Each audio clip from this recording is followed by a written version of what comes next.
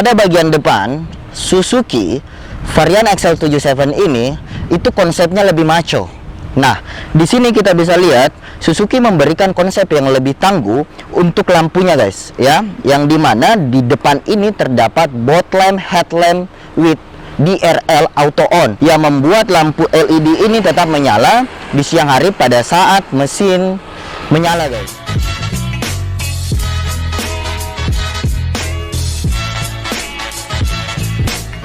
Oke, berbicara tentang tangki bahan bakar, Suzuki XL7 memiliki tangki bahan bakar dengan kapasitas 45 liter. Untuk standarisasi jenis bahan bakar minyak yaitu RON 90 dan rekomendasi bahan bakar minyak yaitu RON 92.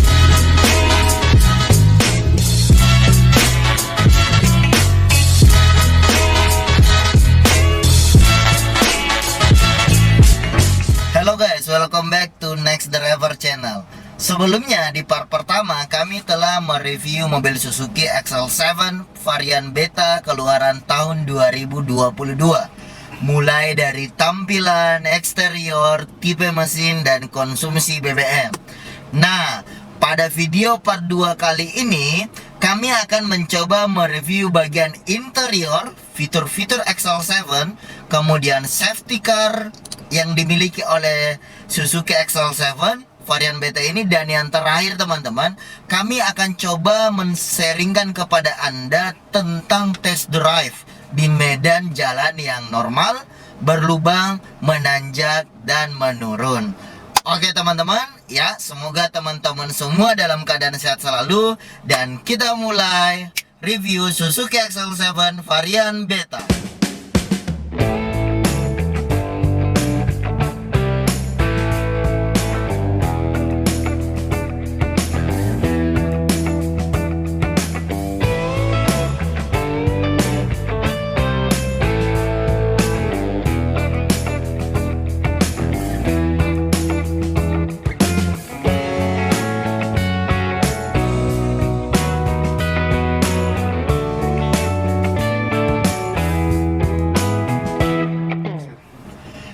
Extra large for 7 passenger. Ini adalah alasan utama mengapa mobil ini diberi title Suzuki XL7. Suzuki sangat memperhatikan soal kenyamanan Anda sekeluarga dalam berkendara, teman-teman. Nah, jadi di dalam mobil Suzuki ini muat sampai dengan 7 orang, tetapi pada umumnya bisa sampai dengan 8 orang. Nah, jadi dari sini bisa kita ambil kesimpulan bahwasanya Suzuki XL7 ini mengadopsi nama dari total penumpang yang bisa dia angkut, yaitu 7 passenger. Seperti itu.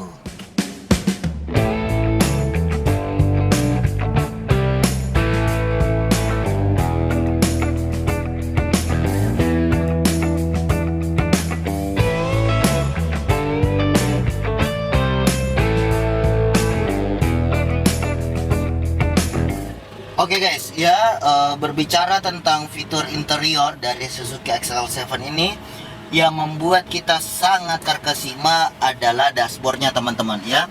Jadi sebagian dashboard itu sudah menggunakan desain carbon fiber pattern, ya. Kemudian di sini juga ada sisi-sisi yang menggunakan karbon, ya, di pintu. Mulai dari sini ke sini dan sampai ke sini. Jadi kesan sporty dari Suzuki XL7 varian beta ini lebih mencolok teman-teman, seperti itu, ya. Nah,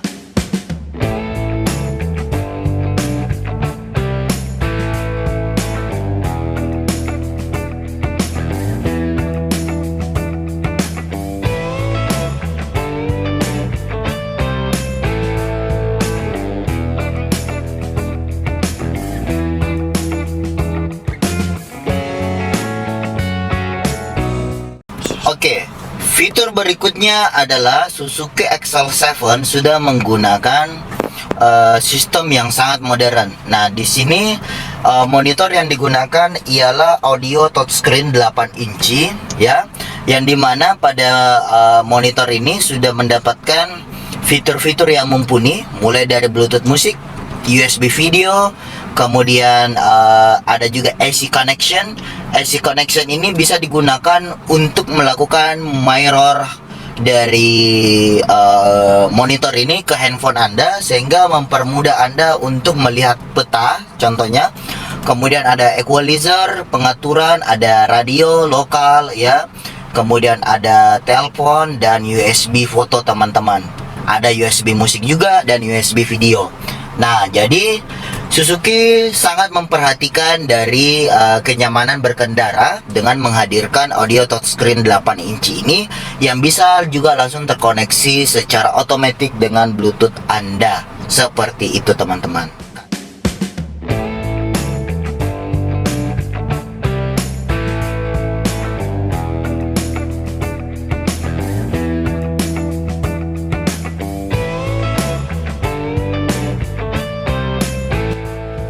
Kemudian yang menarik lainnya, steering wheel switch control. Mendengarkan musik, mengangkat dan menutup telepon, Bluetooth connection, mengontrol head unit serta MID dapat dengan mudah diakses melalui steering wheel switch control. Dengan fitur ini, kebutuhan entertainment Suzuki Family tetap terpenuhi sambil tetap fokus berkendara teman-teman. Jadi kita masih bisa menikmati suasana yang bagus sambil mendengarkan musik dengan tetap fokus mengendara karena dipermudah dengan sistem wheel switch control dari steering Suzuki XL7 ini teman-teman. Oke, dan berbicara tentang fitur-fitur ya atau tombol-tombol yang terdapat pada setir ya. Di sini kita bisa melihat bersama ada tombol ini guys. Ini adalah tombol before ya pada saat Anda memutar lagu ya menggunakan Bluetooth. Kemudian ini adalah tombol next, kemudian ini adalah tombol mode, dan kemudian kalau kita geser ke atas otomatis untuk meningkatkan volume ya yang terdapat pada audio ya. Nah, kemudian ini adalah tombol mute, ini adalah tombol mengangkat telepon, ini adalah tombol mematikan telepon, dan ini adalah tombol untuk mengkoneksikan Bluetooth ke touchscreen yang Suzuki miliki. Nah, kemudian setir ini juga sudah dilengkapi dengan SRS airbag guys di tengahnya. Suzuki XL7 telah menggunakan fitur MID, Display Color DOT yang modern. MID adalah kepanjangan dari Multi Information Display yang memudahkan bagi pengemudi untuk mengetahui kondisi pengendaraan. Adapun Multi Information Display yang hadir pada XL7 antara lain yaitu Average Full Economy ya. Kemudian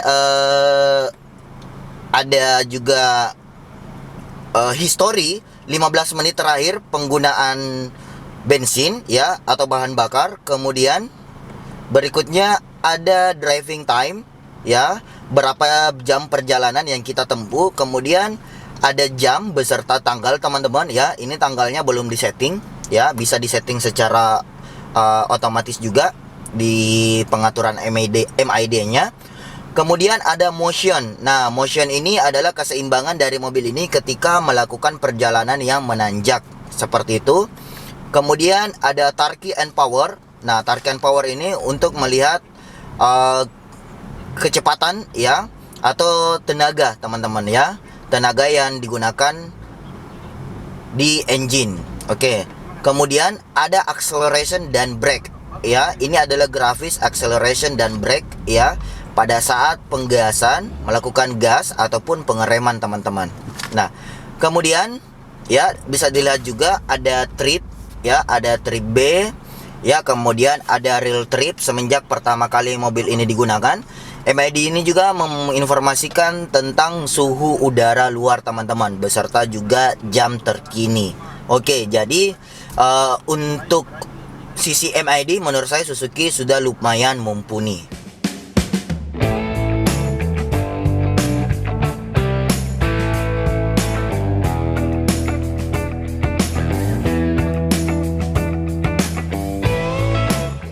Sudah bukan lagi masalah saat cuaca terik di perjalanan jauh, karena Suzuki XL7 dilengkapi dengan fitur AC digital auto climate yang secara otomatis akan mengatur kecepatan kipas, kerja kompresor, arah ventilasi dan pemanas sesuai suhu luar mobil ya.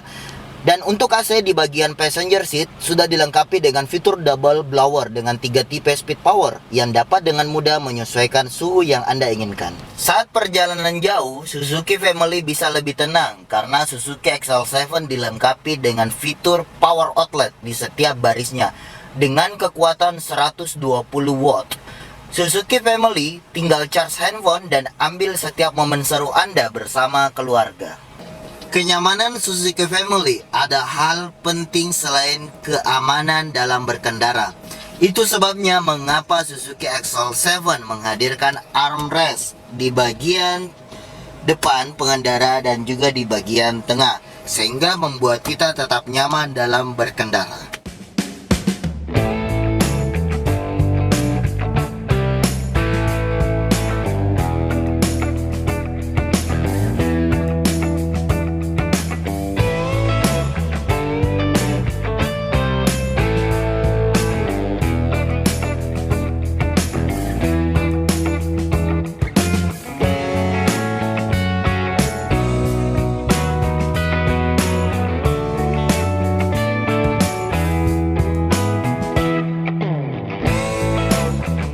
Oke guys, hal yang membuat saya terkesima pada Suzuki XL7 ini yaitu bagasinya.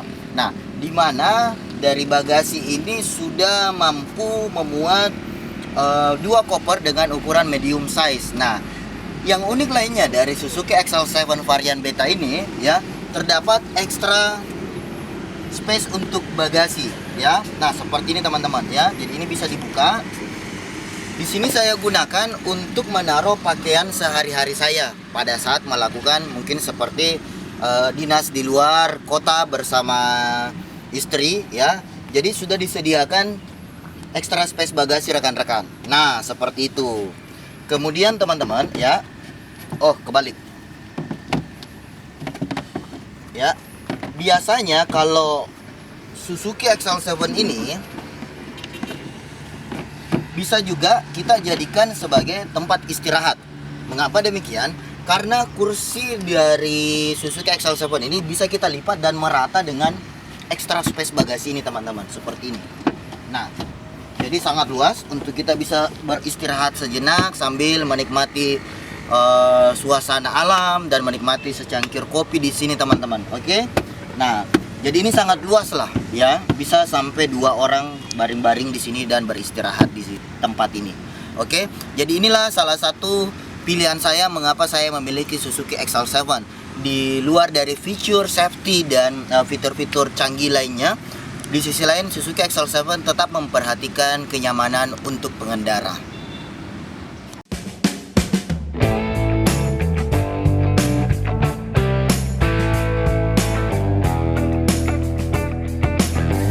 Oke teman-teman, nah sekarang kita akan coba sharing kepada teman-teman tentang transmisi dari Suzuki XL7 ini. Nah, yang pertama sudah pasti ya, P ini artinya adalah parking. Nah, P ini biasa digunakan untuk mobil yang diparkir sehingga transmisi dalam posisi terkunci dan mobil tidak akan bergerak ya. Kemudian R artinya reverse atau gigi mundur yang akan langsung terkoneksi dengan rear parking kamera secara otomatis. Ya, sekarang kita coba menggunakan transmisi R atau reverse ini teman-teman ya. Nah, saya akan menarik tuasnya, kemudian kita mundur ke belakang dan otomatis akan muncul di monitor teman-teman ya. Nah, jadi ini mempermudah buat teman-teman yang ingin parkir ya. Oke, jadi ini sudah terkoneksi secara otomatis ke rear parking kamera yang berada di belakang mobil teman-teman. Oke. Nah, N netral. Kemudian D ya, D adalah singkatan dari drive atau jalan.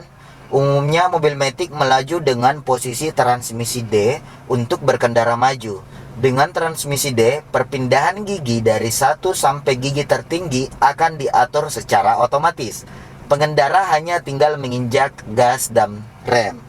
Nah, kemudian yang kedua teman-teman ya, yang angka 2 ini angka transmisi otomatis biasa dipakai saat engine brake di jalan menurun tajam atau panjang, serta bila berhadapan dengan tanjakan curam. Nah, kemudian low L memiliki fungsi untuk menahan gigi tertinggi, yaitu gigi 1, pada saat berhadapan dengan situasi jalanan yang sangat curam. Oke, kemudian fitur lainnya yang menarik dari area transmisi Suzuki XL7 ini karena hadirnya tombol shift lock, teman-teman. Nah, shift lock ini fungsinya untuk melepas pengunci tuas transmisi sehingga bisa dipindahkan ke posisi netral ketika mesin mati. Nah, cara memencetnya sangat gampang, teman-teman ya. Tinggal kita pencet di tombol shift lock ini ke arah turun, kemudian kita bisa pindahkan tuasnya ke posisi apapun yang kita inginkan, kemudian dilepaskan seperti itu, teman-teman. Nah, shift lock bermanfaat saat parkir paralel sehingga mobil matic bisa didorong untuk menggesernya. Oke, jadi salah satu yang unik dari Suzuki XL7 ini, teman-teman, karena dia sudah menghadirkan fitur ODI ya pada transmisi dari mobil ini. Nah, ODI ini kepanjangan dari singkatan dari overdrive. Secara kasar, ODI dapat diartikan sebagai gigi tertinggi. ODI sangat berguna dalam mobil yang bertransmisi otomatis bila sedang melaju di jalanan bebas hambatan seperti di jalan tol. Nah, karena teknologi ini sama halnya seperti kita menggunakan gigi tertinggi pada transmisi manual, sehingga dapat menurunkan putaran mesin RPM. Dengan begitu, ya, konsumsi BBM dapat lebih kecil. Tetapi teman-teman, yang perlu diperhatikan, ODI atau overdrive ini jangan diaktifkan bila sedang berkendara di dalam kota yang berkecepatan cenderung pelan dan stop and go, karena ECU dalam mobil akan terus berusaha mencapai posisi gigi tertinggi, sehingga tenaga mobil menjadi cenderung loyo atau tidak bertenaga karena RPM yang terlalu kecil membuat torsi yang dihasilkan juga cenderung kecil. Nah, petunjuk aktif atau non-aktifnya terdapat pada bagian dashboard. Hampir seluruh mobil bertransmisi otomatis. Bila perangkat ODI tidak aktif, maka akan menyala tulisan ODI off. Bila ingin Anda aktifkan, cukup tekan tombol ODI yang berada di sekitar tuas transmisi, dan bila mengaktifkan, cukup tekan kembali tombol ODI tersebut.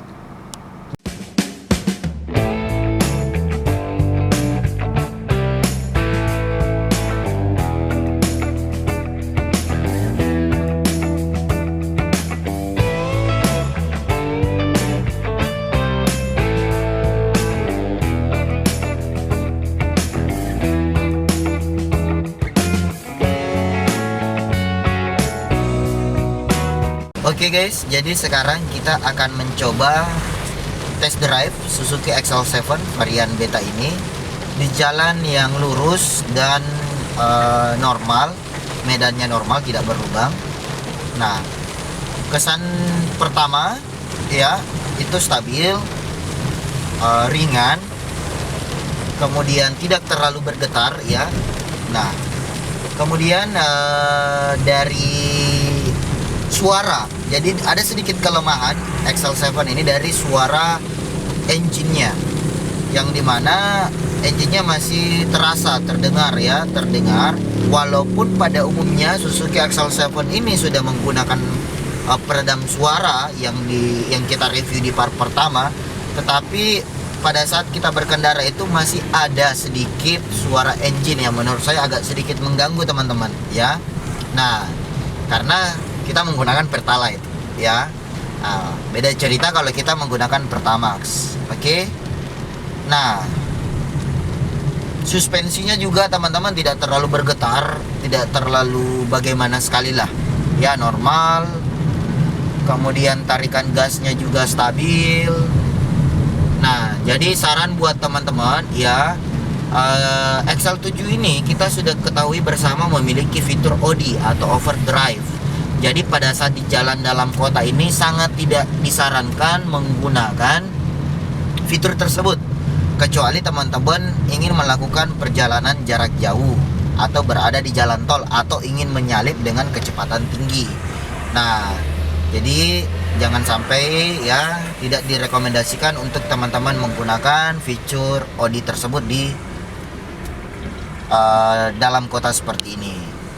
Oke, nah pengeremannya juga teman-teman tidak terlalu kasar, halus ya. Jadi saya rasa sih buat SUV di kelasnya, menurut saya pribadi ya. Jadi ini bukan iklan teman-teman, ini normal apa yang saya rasakan. Menurut saya pribadi, Suzuki XL7 ini memang sangat layak dikatakan sebagai mobil yang value for money.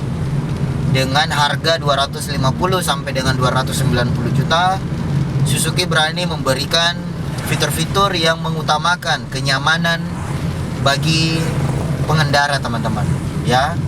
Oke, saya rasa itu. Kemudian nanti kita akan masuk ke test drive untuk jalan yang menanjak, berlubang, dan penurunan yang tajam. Bagaimana kelanjutannya? Tetap pantau channel kami Next Drive.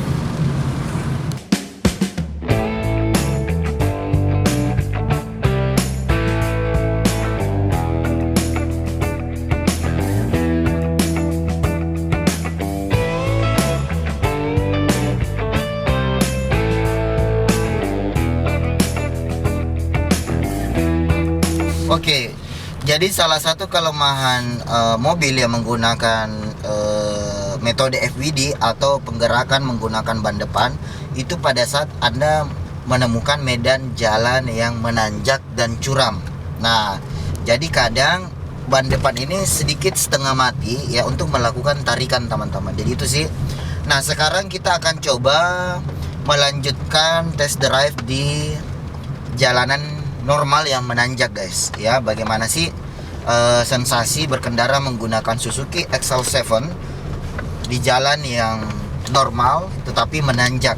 Nah nanti wow Oke, wow, nanti kita akan coba menggunakan transmisi drive atau transmisi D ya. Apakah dia mampu untuk menghadapi tanjakan yang menanjak. Jadi tanjakan ini adalah salah satu tanjakan yang menurut kami tuh sangat tinggi di Palu, sangat curam. Dan kita coba challenge Suzuki ini dalam keadaan hujan guys ya. Bagaimana, apakah transmisi D tetap bisa stabil? Sekarang kita coba lihat. Ini sudah mulai menanjak. Oke, masih stabil.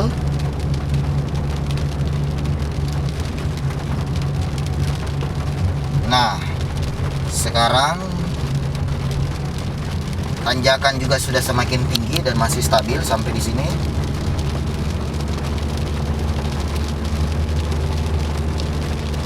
Oke, sedikit lagi kita masuk ke tanjakan yang sangat terjal, tinggi. Apakah transmisi D masih bisa? Oke, sampai di sini masih stabil teman-teman ya. Nah, teman-teman bisa lihat ini sudah mulai curam tanjakannya. Masih bisa stabil juga transmisi D-nya. Belum berat sama sekali. Ya. Ini kita belum menggunakan transmisi kedua atau gigi dua teman-teman ya. Nah, kita ini sudah berada di ketinggian bukit ya, salah satu jalan yang lumayan tinggi di Palu. Nah, sekarang ini tantangan menanjak dan membelok teman-teman menggunakan transmisi D. Wah, masih bisa mengangkat teman-teman ya. Luar biasa sekali. Nah, oke. Sekarang kita coba di tikungan ke sebelah kiri menggunakan transmisi D. Apakah masih bisa? Bismillahirrahmanirrahim. Wah, secara otomatis dia akan mengangkat powernya teman-teman ya. Nah, ini salah satu keunggulannya. Jadi kita sama sekali belum menggunakan gigi kedua teman-teman, gigi nomor 2. Nah, oke, sekarang kita sudah berada di puncak dan kita menggunakan transmisi D atau drive teman-teman ya. Nah, jadi seperti itu. Jadi buat teman-teman ya yang ingin berpetualang, jadi Suzuki ini menurut saya sangat worth it banget lah teman-teman ya, untuk di kelas SUV. Oke teman-teman ya.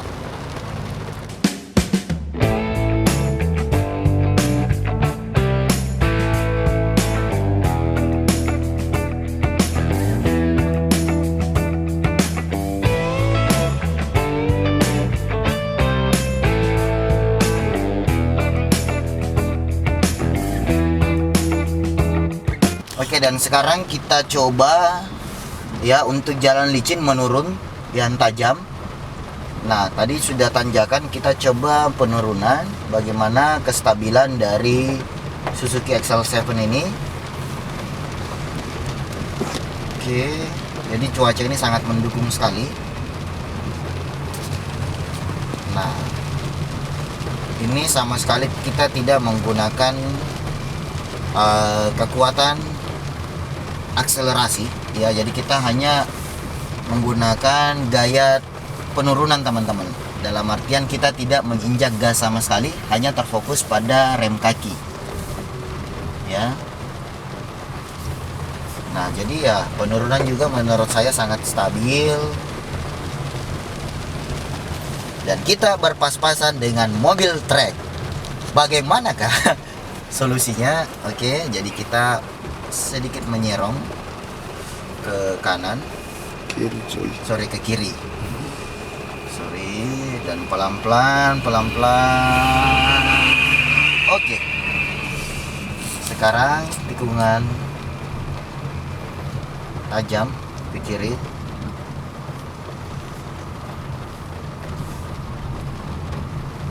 Yap.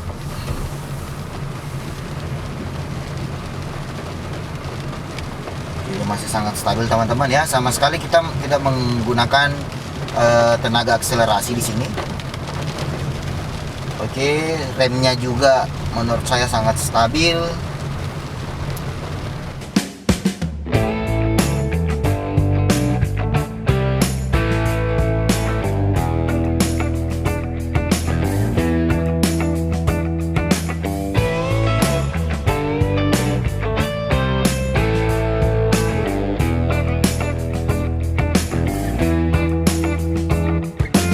Oke, dan sekarang kita akan coba memasuki medan yang berlubang. Kita akan merasakan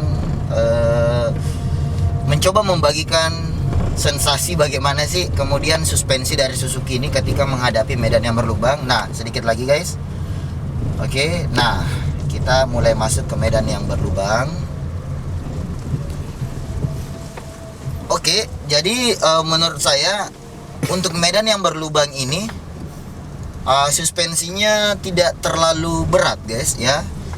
Ya seperti mobil sport pada umumnya lah. Jadi dia mencoba tetap menstabilkan si pengendara. Dan efek getaran pertemuan antara ban dengan aspal ini tidak terlalu signifikan ya, walaupun tidak bisa dipungkiri ada getaran ya, tetapi tidak seperti mobil pada umumnya lah. Jadi ini bukan iklan guys ya. Jadi ini sama sekali bukan iklan. Kita coba sharing apa yang kami rasakan. Kita coba lagi. Nah, tetap ada getaran, tetapi kita masih bisa merasa nyaman seperti itu. Jadi Suzuki sangat memperhatikan kenyamanan buat pengendara. Oke, kita coba lagi strut. Nah, sangat halus sih menurut saya. Makanya mengapa mobil ini dapat dikatakan mobil yang value for money lah.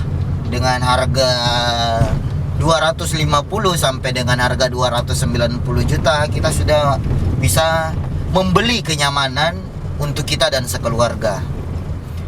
Jadi bisa dikatakan juga buat teman-teman yang punya hobi off-road ya, Suzuki ini bisa dijadikan salah satu pilihan buat Anda ya. Nah, tetapi perlu teman-teman ketahui juga bahwasanya Suzuki ini menggunakan penggerak FWD. FWD itu yang dimana menggunakan roda depan sebagai perputaran untuk mobil ini bisa berjalan.